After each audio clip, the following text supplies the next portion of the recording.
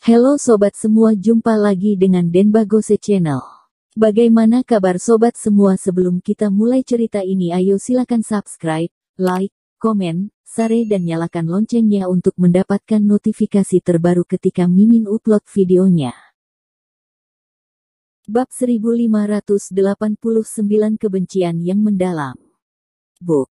Dengan pukulan lainnya, Thomaskin tidak segan-segan mematahkan pergelangan kaki Mixon Zhou. Mixon Zhou merasakan sakit dan mengeluarkan keringat dingin. Dia meringkukkan badannya.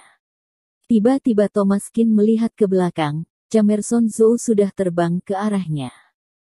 Pergi dari sini. Thomaskin mengeluarkan tinju Taisan Kao. Lalu dalam sekejap Camerson Zhou terpental sejauh 10 meter. Wajahnya terlihat marah. Pria yang mengerikan. Camerson Zhou juga sangat terkejut. Sama sekali tidak pernah menyangka bahwa Thomaskin begitu kuat. Tidak heran jika Mixon Zhou dan 4 orang lainnya dikalahkan olehnya. Siapa yang melawan, dia akan mati. Thomaskin menyipitkan mata dengan dingin, lalu menyerang Iyagi dengan tinjunya. Kekuatan tinjunya sangat dahsyat. Dipukul seperti itu, kekuatan Camerson Zhou menjadi sangat lemah. Camerson Zhou tidak tahu bagaimana cara menghadapinya. Tinjunya keras seperti besi, lengannya benar-benar mati rasa. Tidak mungkin dia terus-menerus melawan Thomaskin. Aku tidak bisa mengalahkannya. Pikiran ini muncul di benak Camerson Zhou Chang. Dia adalah pusat kekuatan keluarga Zhou, bahkan dirinya bukan lawan Thomaskin. Sepertinya orang ini sangat sulit untuk ditaklukkan. Saudara keempat, kelima, keenam kalian tidak melawannya, tidak perlu menunggu lagi. Teriak Camerson Zhou pada ketiga saudaranya.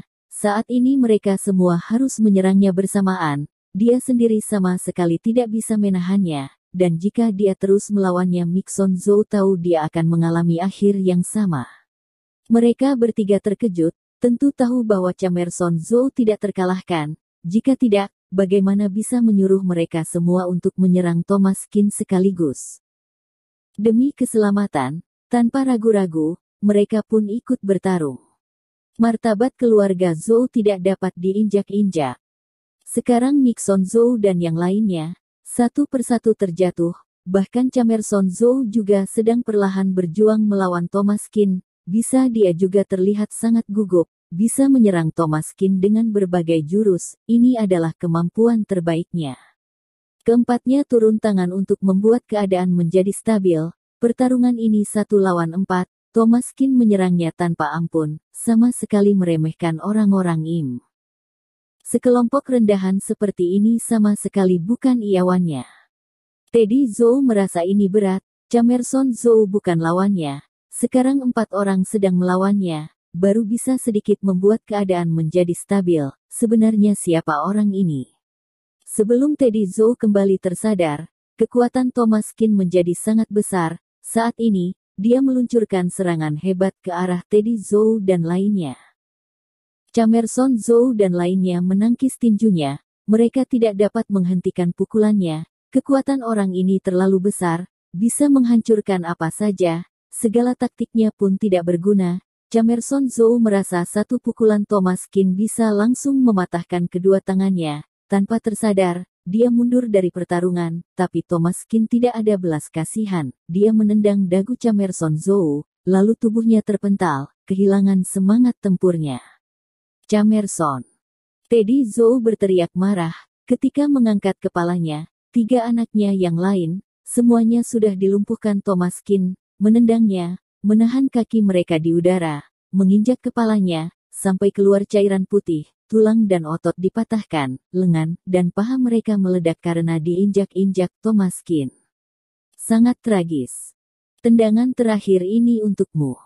Thomaskin menendang Mixon Zhou, wajah Mixon Zhou tampak pucat, dia sulit mempercayai ini, tapi tendangannya ini, membuat dia tidak peduli. Thomaskin sudah memutuskan kedua lengannya, dia benar-benar sudah tidak ada harapan lagi.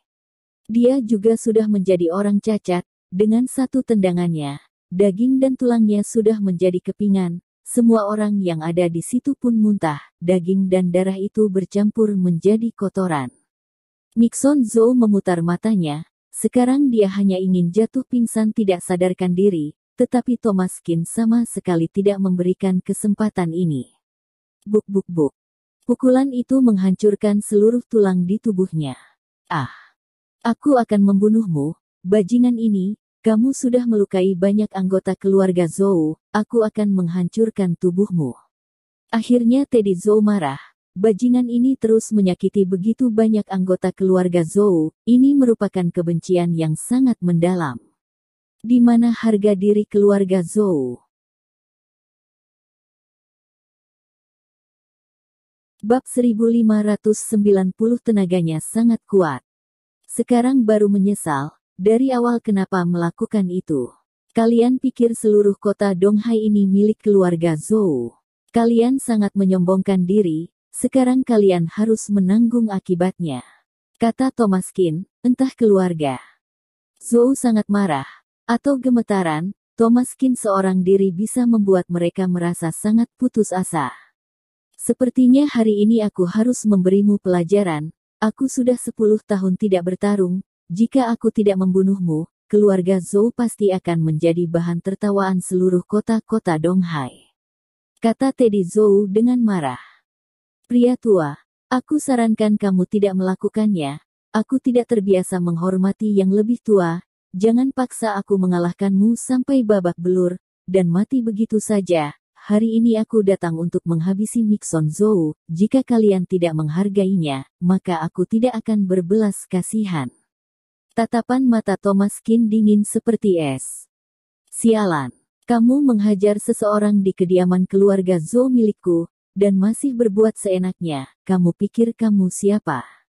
Apa kamu bisa memerintahku? Aku ini kepala keluarga Zhou. Atas dasar apa kamu bajingan ini masih melakukan tawar-menawar denganku? Mati saja. Teddy Zhou memandang Thomaskin dengan penuh emosi, lalu maju dan menyerang Thomaskin, dengan aura membunuh yang menakjubkan. Biar kamu lihat betapa kuatnya pukulan tanpa bayangan milik keluarga Zhou. Meskipun umur Teddy Zhou sudah sangat tua, tapi pukulannya sangat cepat, selangkah demi selangkah. Dia mendekat, niatannya untuk membunuh Thomaskin sangat tinggi. Saat ini, para pemuda keluarga Zhou sudah ditaklukkan, jadi hanya Teddy Zhou yang bisa melawan Thomaskin. Kehormatan keluarga Zhou tidak bisa diinjak-injak begitu saja. Jika tidak membunuh bocah ini, bagaimana ke depannya menjalani hari-hari mereka di kota Donghai? Siapa lagi yang akan memperdulikan mereka? Ini masalah prinsip. Keturunannya dipukuli seperti anjing, bagaimana mungkin Teddy Zhou tidak marah? Sekarang, sepertinya hanya dia sendiri yang bisa berduel dengannya. Tentu saja Thomaskin tidak akan menoleransi Teddy Zhou, karena lebih senior, dia suka meremehkan orang lain, walau kekuatannya tidak buruk, tapi masih jauh darinya. Selain itu, Teddy Zhou sama sekali bukan master nadi darah, meskipun pukulannya cepat, tapi dia tidak melukai Thomaskin, sebaliknya Thomaskin mendominasi pertempuran ini. Teddy Zhou pun semakin marah, pukulan tanpa bayangannya terus-menerus gagal, dia pun semakin cemas, tidak bisa begini terus, bukankah dia mencoba mengalahkan pemuda ini? Dalam hatinya, Teddy Zhou berpikir, ini terlalu memalukan, dia harus cepat menyelesaikan bocah ini. Tapi apa yang tidak Teddy Zhou sangka adalah kekuatan Thomaskin yang jauh melampaui kemampuannya. Baru saja mereka berdua sudah mengeluarkan 20 jurus lebih, tapi Thomaskin sangat kuat, keduanya seri, karena Thomaskin juga ingin melihat seberapa kuat jurus tinju tanpa bayangan, apa bisa menginspirasi dirinya.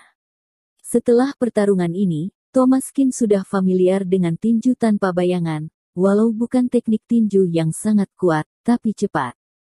Saatnya menyerang balik. Thomaskin mencibir, menggunakan caranya untuk menghukumnya.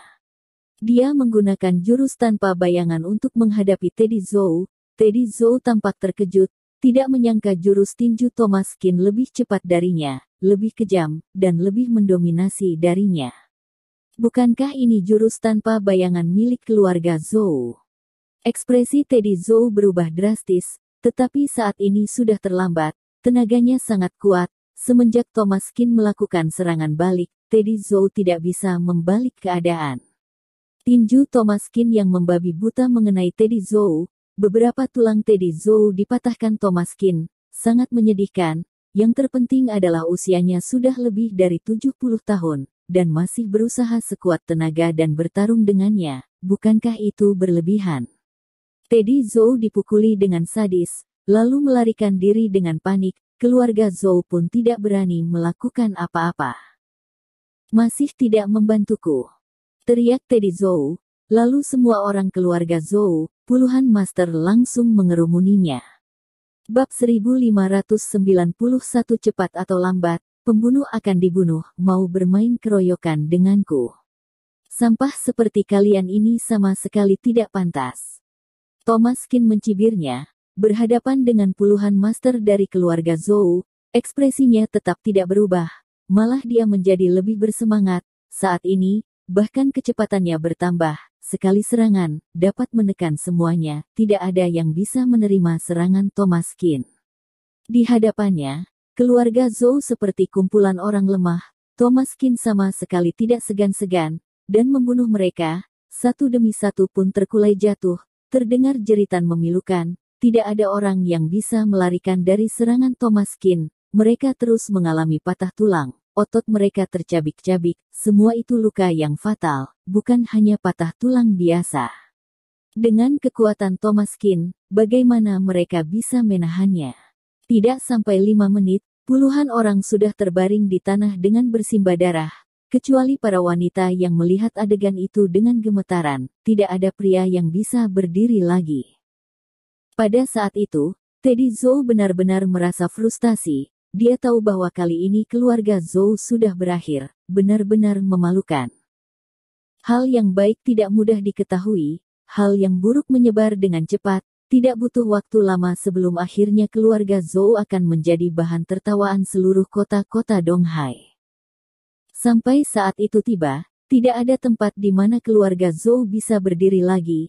Selain dua keluarga besar Budo yang akan mengejek mereka, bahkan keluarga Budo lainnya pasti akan mengejek mereka, dan bahkan mengambil kesempatan untuk menyerang. Sekarang semua orang keluarga Zhou kalah, orang-orang ini sama sekali tidak mungkin kembali pada masa mereka berjaya, keluarga Zhou sudah dipastikan hancur. Kedua mata Teddy Zhou berlumuran darah, wajahnya terlihat sangat panik, keluarga Zhou akan musnah. Sekarang, siapa lagi yang bisa melawanku? Angkat wajahmu, biar aku lihat. Thomas Kin mencibirnya, matanya penuh dengan tatapan menghina. Tidak ada seorang pun di keluarga Zhou yang berani mengangkat wajahnya dan melihat ke arah Thomas Kin. Bukankah itu namanya cari mati? Teddy Zhou mengertakkan giginya, kali ini bencana keluarga Zhou akan menodai sejarah keluarga mereka.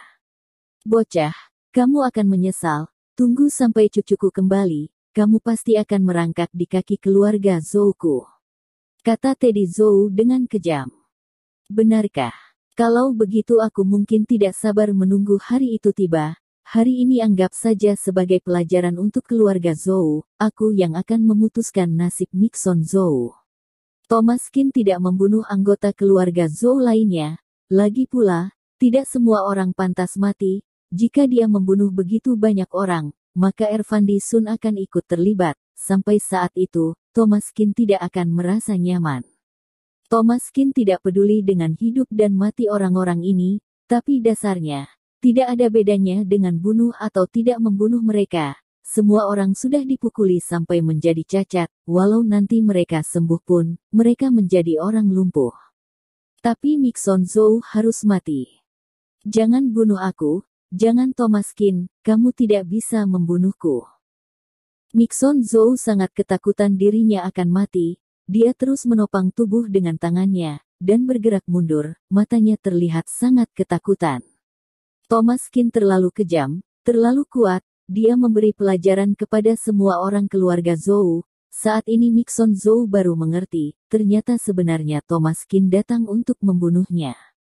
Dia sengaja ingin menggunakan kekuatan keluarga Zhou untuk menghancurkan Thomas Kin, tetapi dia tidak disangka Thomas Kin begitu mengerikan. sama sekali tidak peduli seberapa kuat menekannya, sebaliknya, pria ini akan menghabisinya. Ini membuat Mixon Zhou panik. Tidak bisa. Aku tidak bisa mati, aku tidak bisa mati. Aku adalah penerus keluarga Zhou, aku tidak bisa mati. Mixon Zhou setengah mati memohon padanya, tapi Thomas Qin sama sekali mengabaikannya. Ketika kamu menyakiti wanitaku, seharusnya kamu sudah tahu akhirnya. Cepat atau lambat pembunuh akan mati, hari ini, kamu akan mati.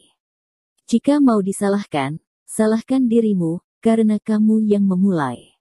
Tatapan Thomas Qin tajam seperti pisau, selangkah demi selangkah, dia mendekati Mixon Zhou, mulutnya terus bergumam. Tidak, jangan. Jangan bunuh aku. Thomas Qin seperti berada di alam tak bertuan, sekali tending, dia langsung meledakkan kepala Mixon Zhou, darahnya berceceran kemana-mana, dan itu mengerikan. Bersambung. Terima kasih kepada kalian yang telah menonton video ini. Jangan lupa tekan tombol subscribe-nya dan nyalakan notifikasinya untuk mendapatkan video-video seru lainnya dari channel Denbagose.